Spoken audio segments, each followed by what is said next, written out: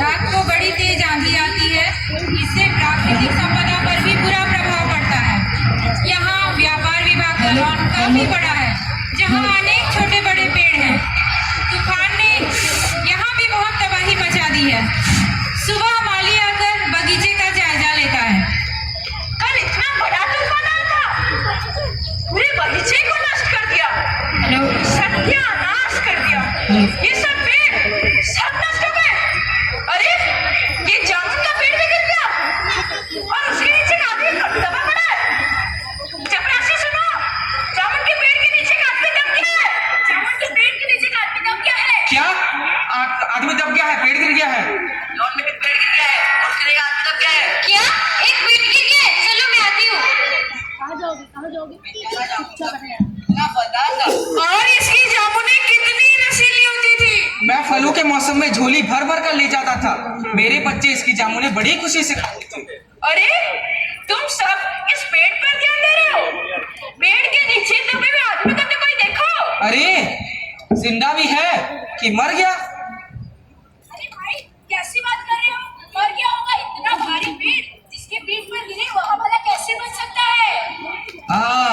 अरे नहीं, मैं जिंदा हूँ। अरे ये आदमी तो जिंदा है। जिंदा है तो फिर पेड़ को हटाकर आदमी को जल्दी से निकाल लेना चाहिए। मुश्किल मालूम पड़ता है। इस पेड़ का तना बहुत मोटा और वजनी है। क्या मुश्किल है?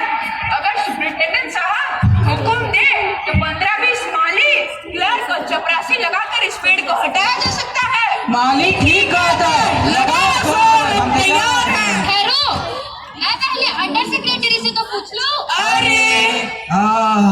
इस प्रकार सुपरिंटेंडेंट इस केस की एक फाइल बनाता है और अंडर सेक्रेटरी के पास भेज देता है।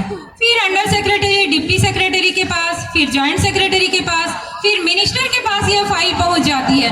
अब इसी में आधा दिन बीत जाता है। अब इस तरह अनेक टेबलों से गुजरती हुई यह फाइल पुनः व्यापार विभाग के सुपरिंटेंडेंट के पास आती है और यह फाइल लिए लॉन में आता है। हम लोग खुद इस पेड़ को नहीं हटा सकते क्योंकि हम लोग व्यापार विभाग से संबंधित हैं और यहाँ तो एक पेड़ की समस्या है जो कृषि विभाग के अधीन है। इसीलिए मैं इस फाइल को अर्जेंट मार्क करके कृषि विभाग में भेज रही हूँ। वहाँ से उतर आते ही इस पेड़ को हटवा दिया जाएगा। चपरासी जाओ, यह फाइल कृषि विभाग को दे आओ। इस प्रकार फाइल को कृषि विभाग भेज दिया जाता है। पेड़ व्यापार विभाग के लॉन में गिरा है, इसलिए इसे हटवाने या ना हटवाने की जिम्मेदारी व्यापार विभाग पर पड़ती है। कृषि विभाग इसमें कुछ नहीं कर सकता। जाओ यह फाइल व्यापार विभाग में दे आओ।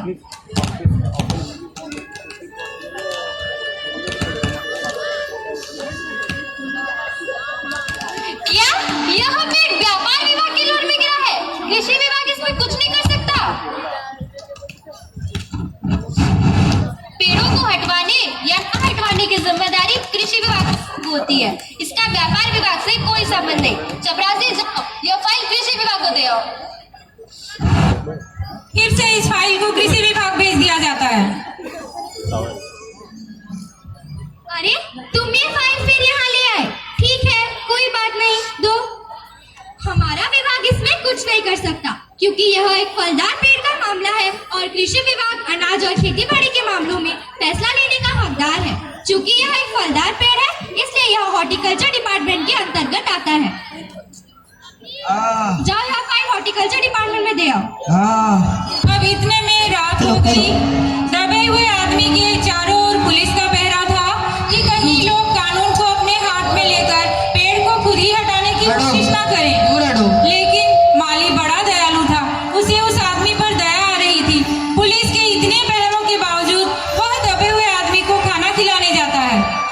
क्या मैं इस आदमी को दाल भात खिला सकता हूँ? नहीं, तुम नहीं खिला सकते हो। इसकी सुरक्षा की जिम्मेदारी हमारे ऊपर है। कृपया खिलाने दीजिए ना, बेचारा सुबह से भूखा है। मैंने मना किया ना। अरे खिलाने दो ना इसे। माली तुम इसे खिला सकते हो।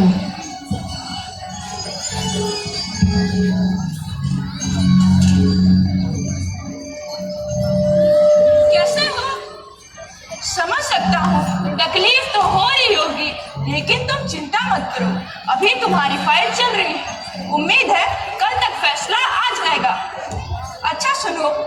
शहर में तुम्हारा कोई रिश्तेदार है? अगर है तो मुझे उनका पता बता दो, मैं उन्हें खबर देने की कोशिश करूंगा। नहीं, यहाँ मेरा कोई नहीं, मैं लावारिस हूँ। बेचारा आदमी।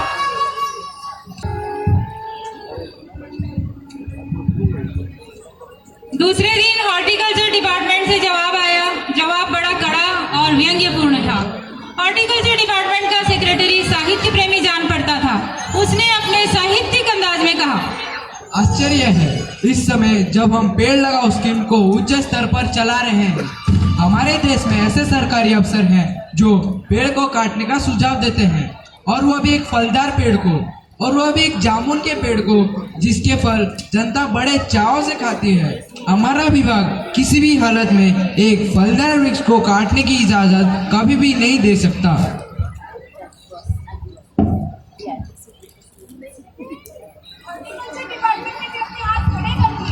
मेरा क्या क्या है? अरे करना क्या है? अब अगर इस पेड़ को काटा नहीं जा सकता तो इस आदमी को ही काटकर बाहर निकाल लेना चाहिए। हा हा हा हा। यह देखिए, अगर इसे ठीक बीच से यानी धड़ के स्थान से काटा जाए तो आधा आदमी इधर और आधा आदमी इधर से निकल आएगा और पेड़ वहीं का वहीं रहेगा। मगर इस तरह तो मैं मर जाऊंगा। यह भी ठीक कहता है। क्या ठीक कहता है? क्या आप जानते नहीं कि आजकल प्लास्टिक सर्जरी ने कितनी उन्नति कर ली है? और मैं तो समझता हूँ कि अगर इसे बीच से काटकर अलग भी कर दिया जाए तो प्लास्टिक सर्जरी से इसे वापस से जोड़ा जा सकता है। ठीक है, तो फिर मैं इस फाइल को मेडिकल डिपार्टमेंट में भेज रही हूँ। चपरासी जाओ, ये फाइल मेडिकल डिपार्टमेंट को दो। इस प्रकार इस केस की फाइल को अब मेडिकल डिपार्टमेंट भेज दिया जाता है। डॉक्टर साहिबा, हमें व्यापार विभाग से यह खबर मिली है कि आंधी आने के कारण जामुन का पेड़ गिर गया है और उसके नीचे एक आदमी दब गया है। तो आप फौरन जाइए और उसकी प्लास्टिक सर्जरी के लिए जांच कीजिए। चाहिए। इस प्रकार मेडिकल डिपार्टमेंट ने अपने सबसे योग्य सर्जन को दबे हुए आदमी की जांच पड़ताल के लिए भेज दिया।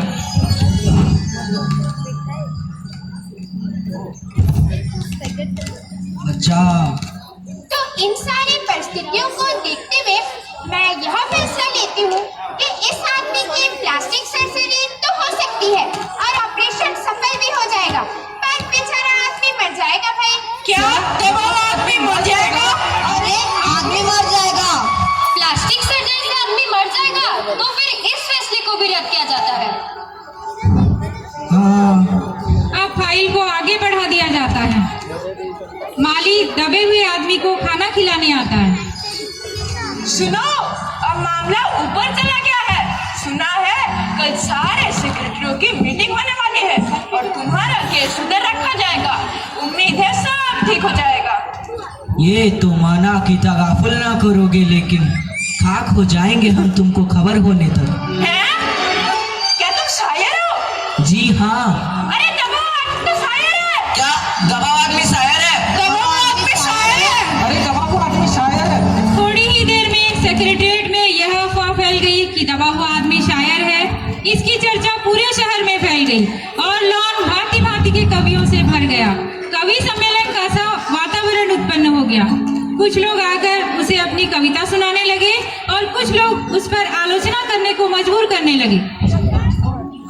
चूंकि दवा आदमी शायर है, तो इसका संबंध ना ही मेडिकल डिपार्टमेंट से है, ना ही एग्रीकल्चर डिपार्टमेंट से है, ना ही हॉर्टिकल्चर डिपार्टमेंट से है, बल्कि इसका संबंध कल्चरल डिपार्टमेंट से है। इसीलिए मैं इस फाइल को कल्चरल डिपार्टमेंट में भेज रही हूँ। चपरासी जाओ, यह फाइल कल्चरल डिपार्टमेंट को दे आओ। अब यह फाइल कल्चरल डिपार्टमेंट को भेज दिया जाता है। अगले दिन उसका सेक्रेटरी आकर दबे हुए आदमी का इंटरव्यू लेता है।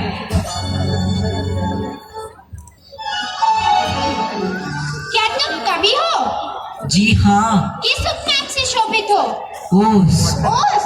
क्या तुम वही ओस हो जिसका गद्य संग्रह ओस के फूल अभी हाल ही में प्रकाशित हुआ है? जी हाँ। क्या तुम हमारी अकादमी के मेंबर हो? नहीं। आश्चर्य है, इतना बड़ा कवि ओस के फूल का लेखक और हमारी अकादमी का मेंबर नहीं। क्या कैसे भूलोगे हमसे? इतना बड़ा कवि और कैसे अंधेरी गुमनामी में दबा पड़ा है बेचारा। अंधेरी गुमनामी में नहीं, इस पेड़ के नीचे दबा हो। कृपया मुझे इस पेड़ के नीचे से निकालिए। रुको, अभी सेक्रेटरी चला जाता है। अब अगले दिन बड़ी खुशी से भागा भागा लॉन में आता है। अरे मुबारक हो, मिठाई खिलाओ। हमारी अकादमी ने तुम्हें अपना मेंबर चुन लिया है। यह है चुनाव पत्र। लेकिन तुम मुझे इस पेड़ के नीचे से तो निकालो। यह हम नहीं कर सकते। हम जो कर सकते थे वो हमने कर दिया। बल्कि हम यहाँ तक कर सकते हैं कि अगर तुम मर जाओ तो हम तुम्हारी बीवी को वजीफा भी दिला सकते हैं। अरे अभी मैं जीवित हूँ, मुझे जिंदा ही रखो। यही तो मुसीबत है कि हमारा विभाग सिर्फ कल्चर से संबंधित है और यह एक पेड़ काटने का मामला है जो आड़ी बुलाड़ी से होता है, गलतबाज से नहीं। इसलिए हमने फॉरेस्ट डिपार्टमेंट को लिखा है और अर्जेंट लिखा है।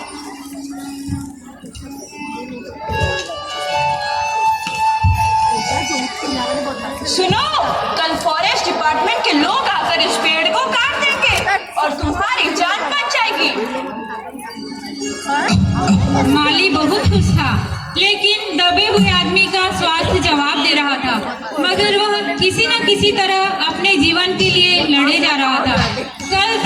कल सवेरे तक किसी न किसी तरह उसे जीवित रहना है। अब दूसरे दिन जब फॉरेस्ट डिपार्टमेंट के आदमी आरी कुल्हाड़ी लेकर आए, चलो हमें जामुन के पेड़ को काटना है। इसी पेड़ को काटना है हमें।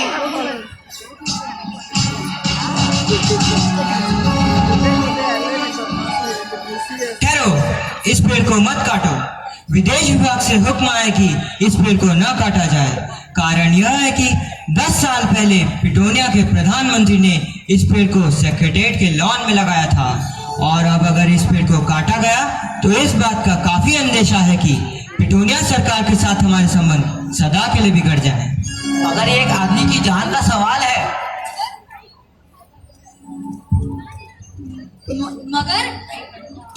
मगर दूसरी ओर 2 राज्यों के संबंधों का सवाल है। और यहाँ पे तो समझो कि पिटोनिया सरकार हमारे राज्यों को कितनी सहायता करती है।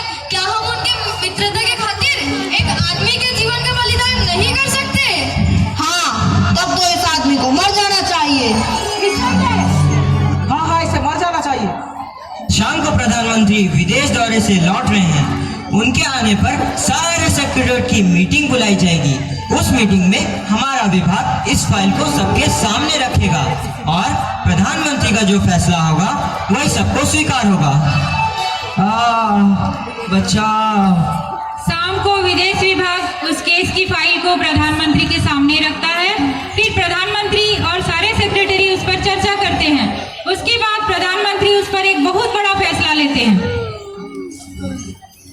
प्रधानमंत्री ने इस पेड़ को काटने का हुक्म दे दिया है और इस मामले की सारी अंतर्राष्ट्रीय जिम्मेदारी अपने सिर ले ली है।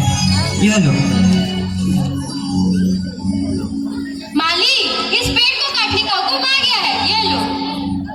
अरे सुनते हो, कल इस पेड़ को काट दिया जाएगा।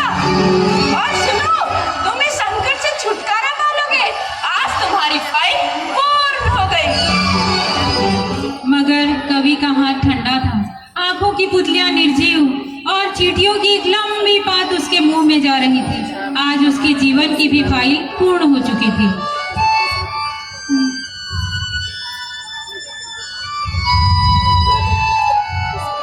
इस प्रकार आपने देखा कि यदि कुछ विभाग अपनी जिम्मेदारियों को एक दूसरे पर थोपे और अपने काम में अनावश्यक देरी करें तो आम आदमी को कितनी परेशानियों का सामना करना पड़ सकता है और इसके कितने भयंकर परिणाम हो सकते हैं। धन्यवाद।